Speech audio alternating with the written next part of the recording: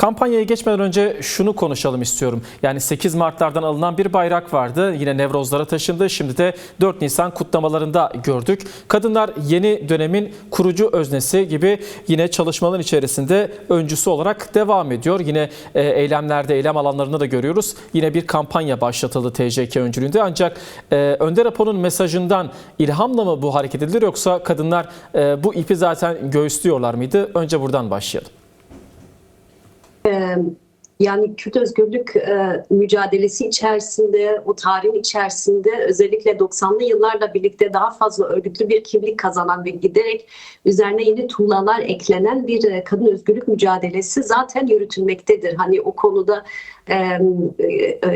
bir geçmişimiz, bir tarihimiz, bir örgütlülük düzeyimiz zaten var, belli bir zemin var. Fakat yani genel anlamda Kürt toplumu olarak biz Önder Apo'nun geçen yıl geliştirdiği 27 Şubat 2025'te geliştirdiği Barış ve Demokratik Toplum çağrısıyla birlikte aslında yeni bir sürece girmiş bulunmaktayız. Bu sürecin anahtar kelimelerinden bir tanesi de komündür, komünalitedir. Dolayısıyla aslında bu hamleyle de, sadece hamleyle değil tabii ki, ama mevcut durumda Kürdistan'ın 4 parçası olsun, Kürtlerin örgütlü bir şekilde yaşadığı her yerdeki bütün eylem ve etkinliklerde açığa çıkan kadın rengi, kadın öncülüğü hem geçmişten günümüze ulaşan bir öncülük düzeyidir, ama aynı zamanda yeni bir iddiayı da kendi içinde barındırıyor. Yeni dönemin öncülüğünü daha güçlü kılma, hem nitel hem de nicelik olarak aslında kadın öncülüğünü daha yeni bir formasyona kavuşturma iddiasını içinde taşıyor. Aslında mevcut durumda işte 8 Mart'lardan Nevruz'dan 4 Nisan'a kendini gösteren bu kadın öncülüğü bu iddianın yansımasıdır. Ya da somut ifadeye kavuşturulmasıdır denilebilir. Bu da şununla bağlantılıdır. Hani belki şimdi hamleyi konuştuğumuzda da bunu biraz daha ayrıntılandıracağız, ama kadın özgürlük hareketi açısından kadın özgürlüğü ile komünalite arasındaki bağ çok nasıl diyeyim, çok diyalektik bir şekilde ele alıyoruz. Yani kadın özgürlüğü özgürleştirilen toplumsal yaşamdan kopuk bir olgu değildir. Ya da diyelim ki kadın devrimi kadınların, salt kadınlar için gerçekleştirdiği bir devrim değildir. Bir sosyal devrimdir her şeyden önce. Toplumun yeniden kurulması, toplumun savunulması, komünalitenin yeniden inşa edilmesi için gerçekleştirilen bir mücadeledir. Bundan kopuk değildir. Dolayısıyla hani kadın özgürlük mücadelesi her zaman başından itibaren, özellikle Kürdistan devrimi somutunda bir toplumsal inşa, toplumun yeniden inşa edilmesi, kurulması, savunulması, toplumsal yaşamın özgürleştirilmesi bağlamında her zaman geliştirilmiştir. Hem perspektif olarak hem de pratik olarak şimdi yeni süreçte barış ve demokratik toplum olarak, süreci olarak isimlendirdiğimiz bu dönemde bu bağ nasıl daha fazla güçlü kılabiliriz? Yani bu realite, hani kadın özgürlüğüyle komünalite arasındaki diyalektiği nasıl daha fazla derinleştirebiliriz? Bu derinliği nasıl daha fazla pratikleştirebiliriz? Bunun arayışı içerisindeyiz. Bunun yol yöntemlerini geliştirmeye çalışıyoruz. Dün ilan edilen hamle de bu amaca hizmet etmektedir denilebilir. Değerli Çek, şunu konuşmak istiyorum. Yani bir taraftan işte 40 yılı aşan bir savaş gerçekliği var. Orta Doğu'nun tamamına yayılmış. Sadece Kürt-Türk savaşı olarak ele alınmıyor. Yani bir taraftan da kapitalist modernitenin aslında demokratik topluma karşı açtığı bir savaş olarak görülüyor. Ancak bu savaşın bir diğer boyutu da özel savaşlar aracılığıyla işte toplumu çürütmeyle karşı karşıya bırakılan bir durum. Peki kadınların bu başlattığı hamle, buna nasıl bir çözüm olacak? Bunu konuşalım istiyorum. Yani öncelikle şunu belirtmek istiyorum. Bu Jinjiyan Azadi ile komünal toplumu inşa zamanıdır ismini verdiğimiz hamle sıradan bir kampanya değil. Yani diyelim ki işte belli bir takvim içerisinde geliştirilecek bir takım eylem ve etkinliklerden oluşacak bir süreç olarak ele almıyoruz. Aslında örgütlenme ve örgütlülüğü büyütme hamlesi olarak ele alıyoruz. Şimdi bunun içerisinde demin de ifade ettiğim gibi şu boyut çok çok önemlidir. Yani kadın özgürlüğü ile demokratik toplum inşası arasında nasıl bir bağ var? Geçmişten ele aldığımızda, yani geçmişten günümüze kadar getirdiğimizde şunu görüyoruz. Aslında tarihsel olarak kadın kırımı toplum kırımıyla hep paralel bir şekilde geliştirilmiştir. Daha doğrusu tarihteki ilk kırılma kadına yönelik işte eril egemenlik veya devletçi iktidar sistemler tarafından kadına yönelik geliştirilen saldırılarla birlikte aslında ortadan kaldırılmak istenen her zaman toplumsallık olmuştur. Ya da özgür toplumsallık diyelim buna, demokratik toplumsallık ya da toplumsal sistemler olmuştur. Dolayısıyla binlerce yıldan beri bize dayatılmakta olan bu egemen erkek ve devletçi iktidar zamanı süresi içerisinde adım adım dünyanın dört bir yanında toplumların varlıklarını dayandırdıkları sistemleri tasfiye temelinde kendi işte diyelim ki zamanlarını ya da kendi sistemlerini inşa ettiklerini görmekteyiz. Yani dolayısıyla bunlar iki uçtur. Kadın üzerinden vurulan her zaman toplumsallık olmuştur. Yani toplumsallık derken bundan kasıt nedir? Toplumların kendi sistemidir, kendi ahlak düzenleridir, kendi adalet düzenleridir, kendi yaşam biçimleridir, kendi ret ve kabul ölçüleridir, kendi üretim biçimleridir, kültürel hayatlarıdır vesaire. Hani bir bütünen varlığıdır. Şimdi Orta Doğu'da da Kürdistan'da da özellikle son 200 yılda bu saldırıların daha fazla güçlendirildiğini, daha fazla derinleştirildiğini görüyoruz. Ve bu elbette ki kapitalist modernitenin inşası, ulus devletin inşasından kopuk bir süreç değil. Belki bu programda hani bu konuları çok derinliğine ele alamayız ama bu bir gerçektir. Ve günümüze ulaştığımızda yine 21. yüzyılda finans kapitalin yani tamamen uçlaştı, tamamen canavarlaştı.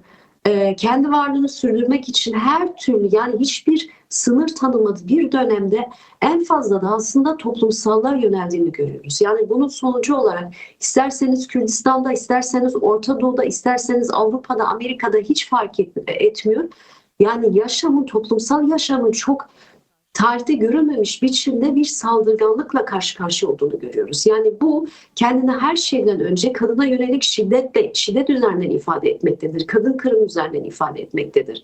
Kadın kırımı üzerinden toplum kırımı üzerinden kendini ifade etmektedir. Yani mevcut durumda bakınız yani sistem güçlerinin kendi açıklamalarına göre bile şu anda 1948 yılından sonraki süreç açısından yani 80 yıllık bir süreye neredeyse tekabül ediyor. Yani bu 80 yıllık tarih içerisinde hiçbir zaman bu kadar savaş yaşanmamış. Hiçbir zaman bu kadar insan savaş sonucu katledilmemiş, yaralanmamış, göçertilmemiş, yaşam zeminini kaybetmemiştir. Savaşlarda en fazla kadınlar ve çocuklar mağdur ediliyor. En çok onlar vuruluyor. Günümüzde var olan yoksulluk düzeyi sanmıyorum tarihin hiçbir zamanda olmuş olsun. Yani bir yandan teknolojinin, bilimin bu kadar gelişiminden bahsediliyor ama her zamankinden daha fazla insanın sokaklara düştüğünü ya da işte diyelim ki kazandığı emeğiyle elde ettiği maaşı, işte ne bileyim emeklilik maaşı ile geçimini sürdüremediği bir zamanın içerisindeyiz ve bunu en fazla da kapitalizmin merkezlerinde görmekteyiz. Dolayısıyla hani içinde yaşadığımız bu zaman yani egemen erkek ve iktidarcı devlet çetesinin iddia ettiği, bizim üzerimize farz ettiği bu zamanda kriz ve kaosların, savaş ve şiddetin, yoksulluğun, açlığın, adaletsizliğin, haksızlığın en had safhaya vardığını görmekteyiz. Yani bu ciddi bir tehlikedir. İnsanlığın kendisi açısından çok büyük bir tehlikedir. Şimdi bu durum karşısında yapılması gereken nedir? Toplumu savunmak. Toplumsal yaşamı yani komünaliteyi yeniden inşa etmek. Komünalite derken hani çok çok farklı aslında bizim kendi tarihsel referanslarımızda olmayan ya da çok çok geçmişte olan bir şeyden bahsetmiyoruz. Aslında şu anda da var. Komünalite elbette her yerde var. Toplumsallık her yerde var ama bastırılmış, zayıflatılmıştır.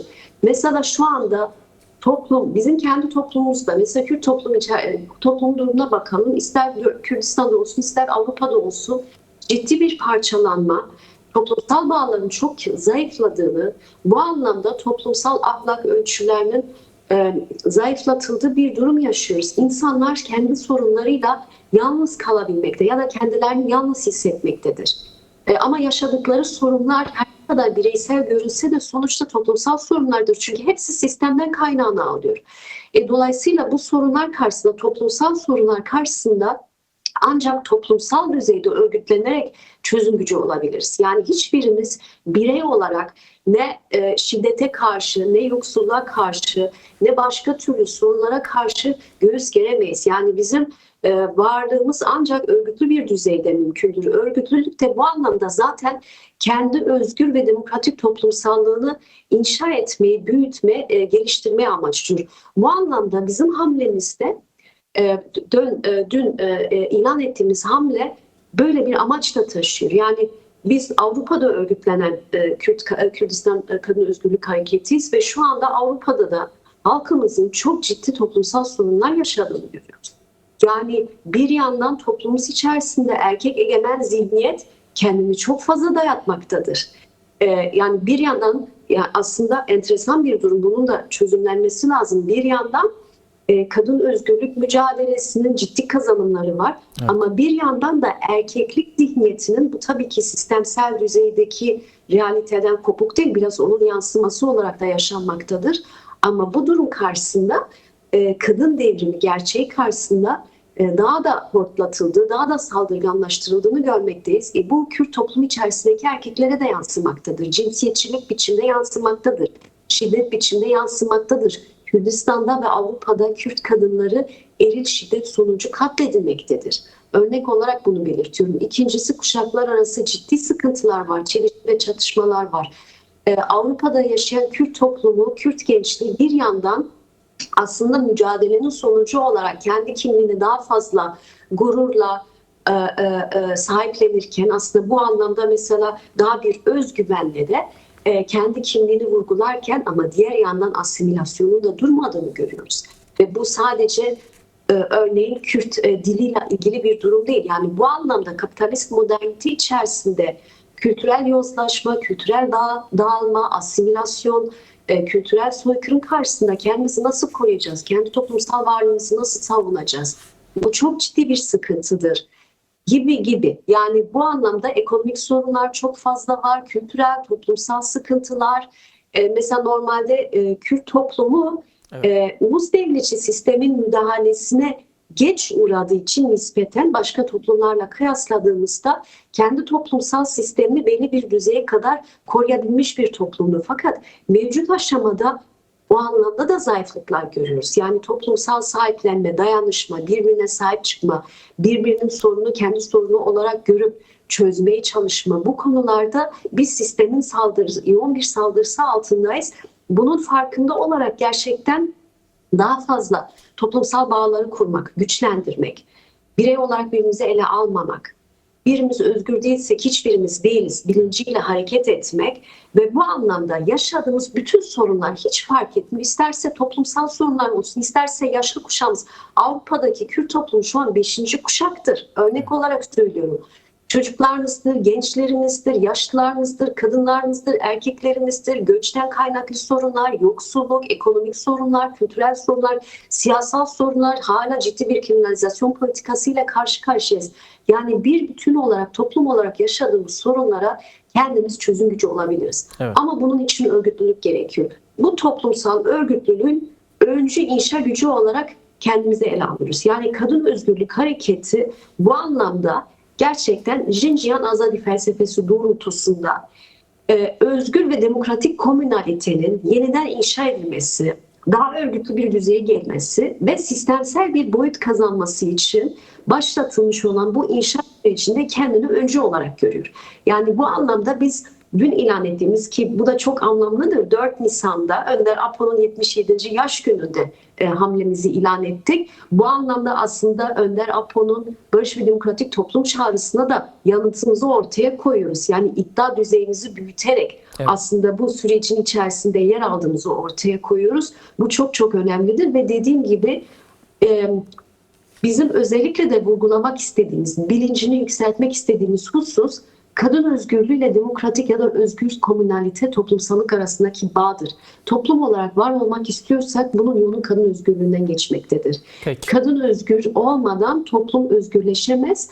Aynısı tersinden de okunabilir. Bu anlamda başlattığımız bir yeniden örgütlenme, daha güçlü örgütlenme, kadın öncülüğünü nitel ve nicel olarak daha ileri bir aşamaya taşıma hamlesidir. Böyle bir iddia düzeyini ortaya koyuyoruz ve bu iddia doğrultusunda somut çalışmalar da geliştirilecek. Belki haberinizde de vardı, kısmen dile getirildi.